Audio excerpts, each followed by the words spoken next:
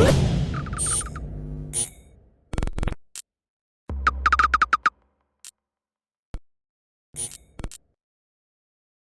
is Andi Purewal for Boxing Social in association with Betfred, and I am delighted to be joined by Stitch Duran over Zoom. Stitch, how are you doing?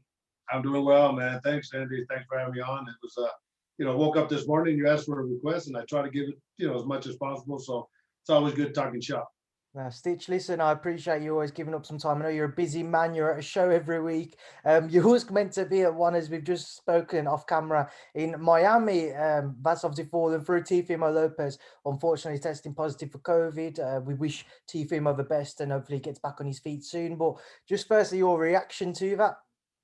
I thought it was a dumb move on his part, actually, being at the level of competition that he's at and as big as a fight that he has, and that he would have took some precautions, knowing that that is a possibility for anybody and everybody.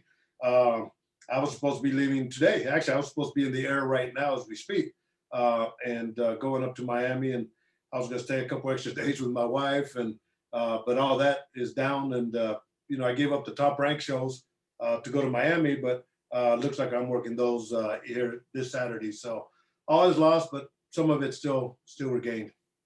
At least you are able to get to some shows, well, one show this weekend, Stitch. As we spoke about over messaging, I tried to tie in with you over a couple of weeks whilst I was out in Vegas, just wasn't able to do so. So I just want to kind of go back to those two shows before we come on to more recent events, starting off with what was a terrific fight between Josh Taylor and Jose Ramirez for the undisputed crown at 140.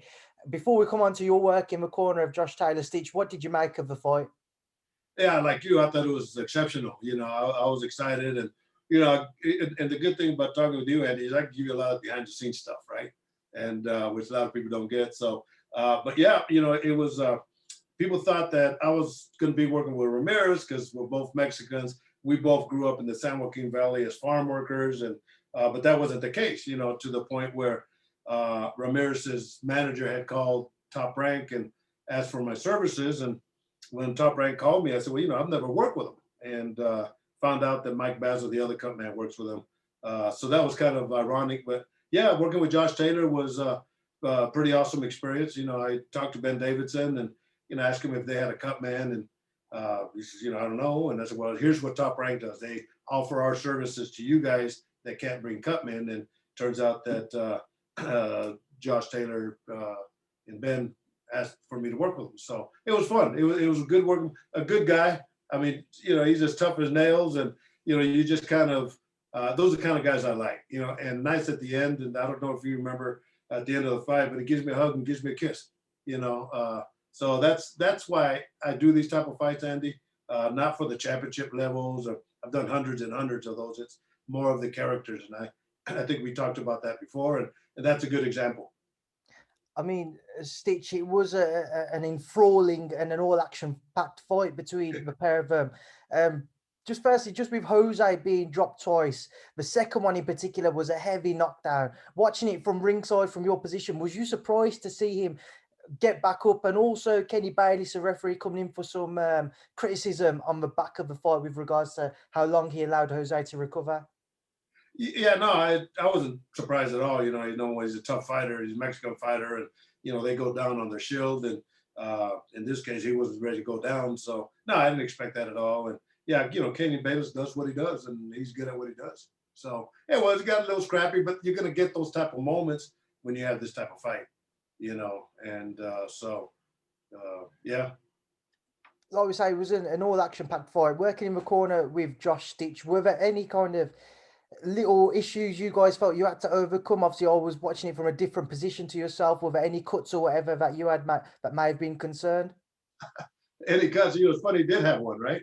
And you probably didn't know about it, but yeah, it was simple. It was a basic cut, and just so I worked on it and never became an issue.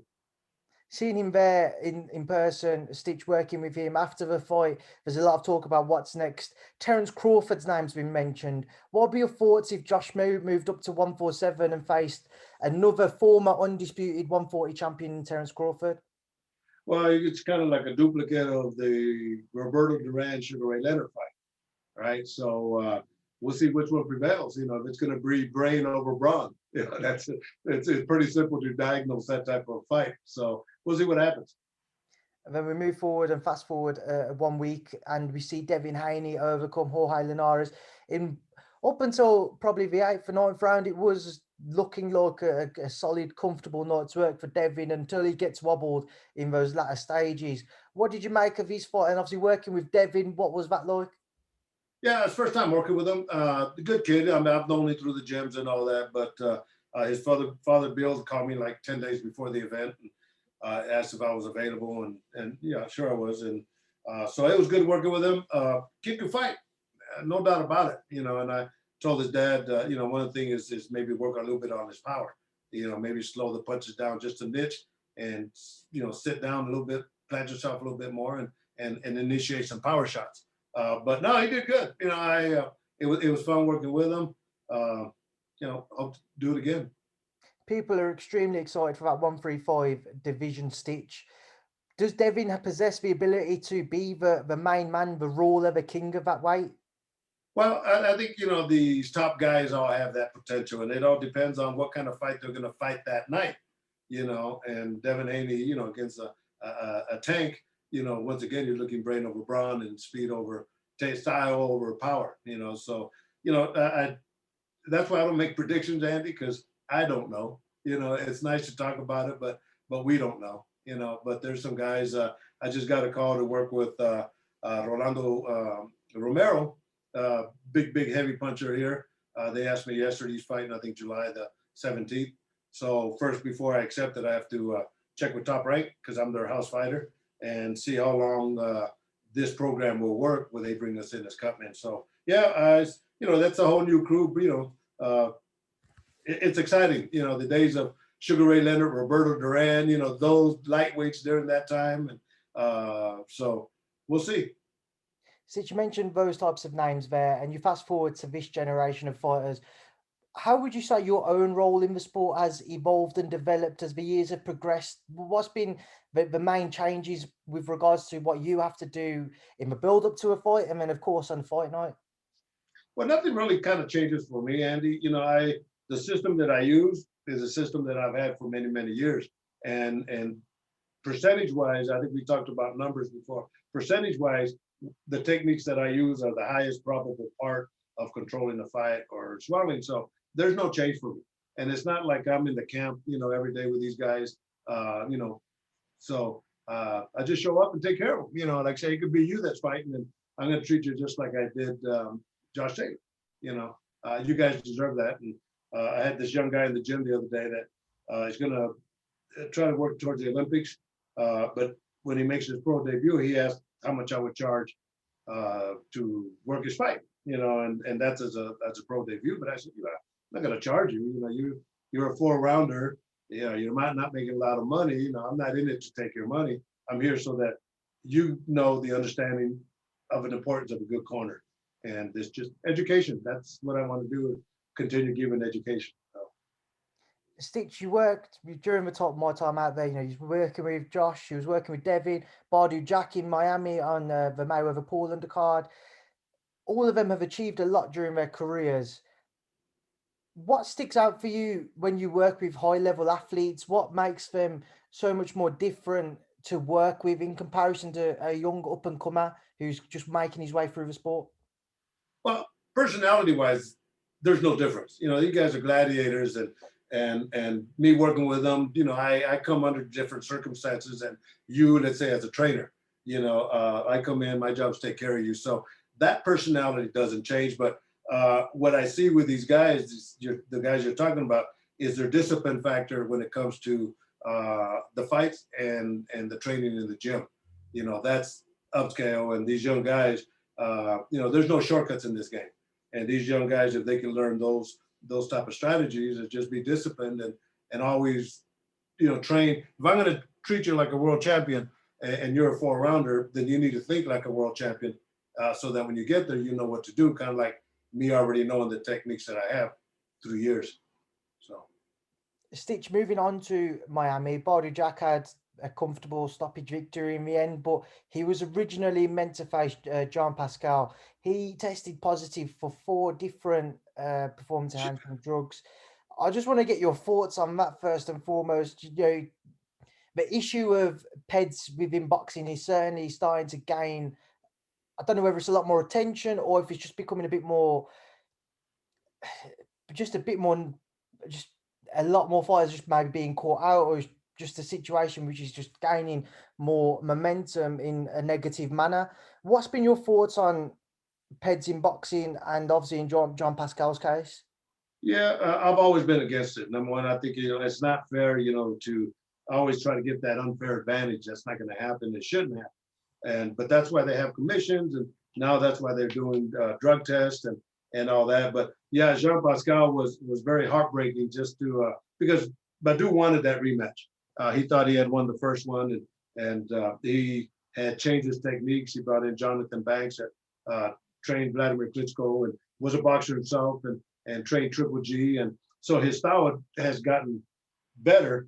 And then to find out, shortly before the fight, like a week and a half, that Jean Pascal tested positive 4 times. So credibility for him, I think, just goes out the window. I don't like to bash people because I understand, but in this situation, yeah, it was an overkill, and I don't know if they should take his license forever or what, but I think reputation-wise, he's always going to have that in the back of his back. So. Stitch, and just moving forwards once again. Wilder Fury 3 is on the cards now. It's obviously been announced. I just want to get your kind of take on this entire situation, how it's unfolded from us potentially seeing a Tyson Fury, Anthony Joshua undisputed bout to all of a sudden a Wilder Fury 3 trilogy contest. What's your take on how the events have unfolded? Man, just like Teofimo Lopez testing positive, and Pascal testing positive, I always prepare for the worst case scenario. In fact, I was at the gym yesterday. My saying is, I never count my money to throw that first punch, right? And but in this situation, I think it works good for boxing. I think it works good for ending any kind of suspicions that people have on Tyson Fury. And I'm looking forward to the third fight. I think energy-wise, it's going to be there. And then, of course, you could always go and fight Anthony Joshua. Just the buildup is going to be that much better. So I'm for it. I think it's good for Tyson Fury, showing tons of confidence, and I think he's going to continue doing that, and that's going to set him up at a different platform. So yeah, I'm looking forward to it. Should be fun. Stitch, you work with Tyson. I know you've got a very good relationship with him. Just a few things I want to touch on from this recent media tour the pair of them are on. Firstly, are you surprised that Deontay has stuck to the accusations and the allegations he made against Tyson cheating, and then obviously against Mark Breland and what have you, from that second fight? Are you surprised that he stuck at it and he hasn't maybe changed his opinion as time's progressed? Yeah, he probably took a page out of Donald Trump. Just some people just cannot accept defeat. And in this circumstance, this is one of the examples. The situation with the gloves, that's, to me, it's the stupidest thing I've ever heard. I wrap hands, I put gloves on fighters, I understand what's going on, and everything that they said, it just doesn't make any sense. And for them to try to create something that he slipped his hand out of the glove, why would you do that if the glove is there to protect your hand? Stitch, as somebody who does wrap hands, as somebody who is very highly regarded in the sport, when you see or hear those types of accusations, does it annoy you or frustrate you that maybe it starts to discredit the work that you or somebody else who's in a similar position to yourself does within the sport? Yeah, that's the thing, But let me add, Andy, that I've mentioned this, and put it in perspective of what combat sports is. Combat sports at the A level where we're at, none of us have to be certified like they do for football, soccer, baseball. None of us have to be certified to be considered professionals. All you need is a license, 50 bucks for a license, put a towel over your shoulder. You're a professional cutman, you're a professional trainer. And so, yeah, those moments like that with people that come up with accusations, and it's happened to me, wrapping hands. When Joe Smith fought, not this last fight before, I wrapped his hands, and I'm using my Stitch Premium tape. That's available at Cutman for higher supplies, by the way. Anyway, I finished wrapping one hand, and the guy from the other team is always inspecting, and that's what happened with Tyson Fury and Wilder. That's why it's stupid accusation. But as soon as I finished wrapping the first hand, he says, that tape is not legal. And I look at him and I said, what? I always question people because I know the answers. And he didn't have an answer, and even the commissions are laughing at him. And then at the end of I finished wrapping both hands, he asked me for a roll, and I told him, fuck off. So, but anyway, that's my point, Andy, is that, you get so many of these guys that want to be considered valuable or knowledgeable, and they come up with stupid stuff. A lot of the inspectors, when I'm working the corner, they'll question me, and I'll question them, and they don't have an answer. Well, why? Well, that's what the book says. Well, I know, but tell me why the book says that. And they don't have an answer. So I put them in check, and so there's people like that in our sport. I mean, I don't know if you would have had any conversations with the Nevada Commission about it, but with obviously that second bout having taken place in Las Vegas, did they say anything to you guys, to the team, about what Deontay mentioned or what their take on the situation was? No, and bless the Nevada State Athletic Commission. They're the best of the best. Keep in mind when when Tyson Fury was getting his hands wrapped, they always send somebody from the other team to examine, to watch, and then we do the same. Well, it was Deontay Wilder's manager. So he's watching the whole techniques, and he's watching it from getting his hands wrapped, and there's an inspector there. And then there's also cameras there, so they're watching that technique, they sign off, all right? Well, the same thing happens when you put the gloves on, and the same guy was there, the manager, and he saw the techniques, and they got signed off, and that's it. Then you go and fight. So, yeah, it's kind of crazy the way it goes. Stitch, to circle back to this current media tour, which is ongoing, just two things I want to get your thoughts on. Firstly, we saw around a 6-minute head-to-head face-off between Tyson and Deontay yesterday. And during the press conference, Deontay wasn't very engaging with the media, with the questions. Just want to get your thoughts on both of those things. What do you make of it? Do you think Tyson's underneath Deontay's skin? Do you think Deontay's just trying something completely different to throw Tyson? What do you make of it all? Yeah, I know about as much as you just told me right now, to be honest with you. Normally I don't follow these events, and they're all the same to me. After a fight, the press conference, I go home because it's the same thing. I'm best shape of my life and what have you. So I'm not big into that, right? And but yeah, I just kind of scanned through my phone today where nobody said nothing, right? And I didn't know it was a 6-minute stare-off until you told me. But that's part of the nature of the game, and it really don't mean anything until you get out there and put the gloves on and punch each other. We spoke about characters earlier on, Stitch, and people you've worked with. Tyson Fury, I don't think you'll get a much kind of just varied and different type of character within boxing. What's he like to work with? Oh man, you know what? He's a gem, bro. I'm telling you, I've worked with so many guys, and he's just a good man. And one of these things, it was funny because this one guy, Anis Nasir, he's from India, right? I don't know him, but he's one of my friends on Instagram or something. He asked if Tyson Fury could send him a message. So we're walking out of the gym, and Tyson's in his vehicle, and I ask him, and he sends out a message. Guy, this is Tyson Fury, and he's want to wish you the best and all that.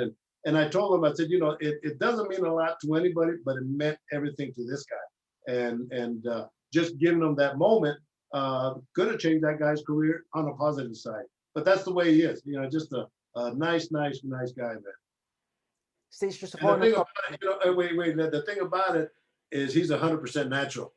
I'm not real big with kiss asses and guys that are fake. He's legit, man, and he knows his game, and he's quite intelligent. What's it like? But again, you mentioned Tyson's natural.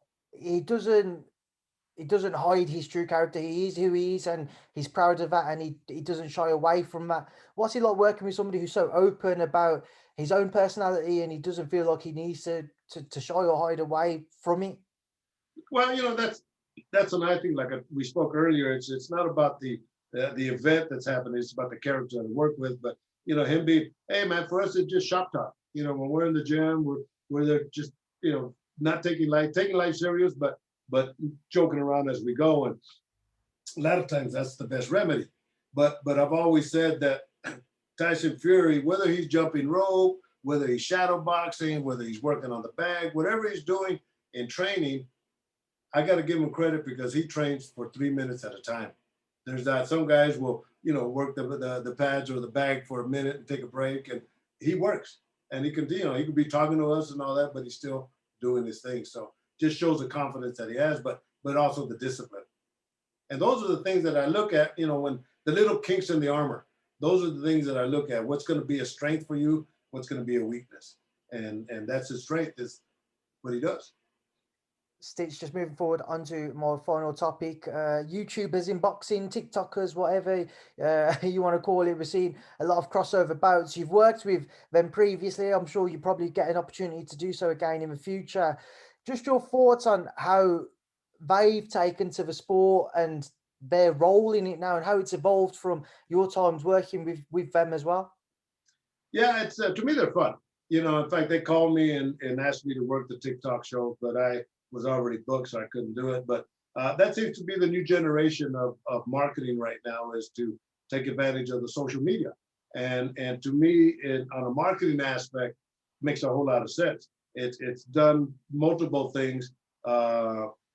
Jake Paul, number one, is bashing Dana White about giving the fighters more pay. They're not getting paid anything. So through his mission, he's making a statement that a lot of us have always been trying to do and bypass. But even just getting new followers to watch not only the social media guys, but to understand what these boxers go through, I think it's a win-win situation, and I enjoy doing them. And actually, I was just saying, did Anson Gill just fight and win? So he fought and it was announced as a draw, but since then his management's chased it up and they've had the decision changed to an Andi Gib win. Obviously, you worked with Anderson previously. Yeah, good for him, man. And the thing about him, like I said, I worked with both KSI and Anson, and when I saw Anson walking when I walked into the gym, he didn't even know who I was. So I'm thinking, oh shit, this is a little bit different. Doesn't look like an athlete, right? But I got to give him a whole lot of credit and a whole lot of respect, is that he worked, he got beat in the gym. He beat guys in the gym. He worked. He did everything that a fighter's supposed to do and get ready for a fight. So, I think he was a little bit overcome that first fight, when we fought Jake Paul, but I think now he understands that he could do good. And he has that Mike Tyson type of fight. But I saw a quick picture of him, and he looked a lot thinner, looked a lot more in condition. So bless his heart. So if you do get him on, tell him I wish him my best. I will do, Stitch. Just on that front, though, with Gib, with KSI, having worked with them, what's it like working with people who are not considered boxers effectively, who are just coming into the sport for entertainment purposes? What are they like as people with regards to how they take to the sport? Well, I've done it many, many times before that in the movies, working with Antonio Banderas and Woody Harrelson, and working with Kevin James and Here Comes the Boom, and, with, Creed 1 and Creed 2, Michael B. Jordan. So I've seen these guys make that transition of going from actors into what I consider them fighters. And like I mentioned to Michael B. Jordan in the first movie, about the fifth week, that I want to crown him as, I want to knight him as a fighter, because everything that he did, he represented our sport at the highest level. But technique wise, he turned out to be a fighter. So I've seen that, and it was good to get the social media guys in that, come in under the same thing. If you have the right mind to do what you want to do, keep in mind, it's a hurt business. What these guys are doing, they're walking into our world, and the ultimate goal of a fighter is to render his opponent unconscious. That's a knockout is the best way to win. And so you come in under those terms, and for them to do that, like Anson on the first fight, a whole lot of credit, because he just wasn't that guy that grew up doing this type of stuff, but he adjusted himself mentally and physically. So yeah, to me, it's a blast working with these guys, and they're all shocked and surprised that I'm wrapping their hands and and all that. So it's always good to get back. And then just final thing, just with regards to Jake Paul, he's obviously facing Tyron Woodley soon, a UFC star, well, a former UFC star.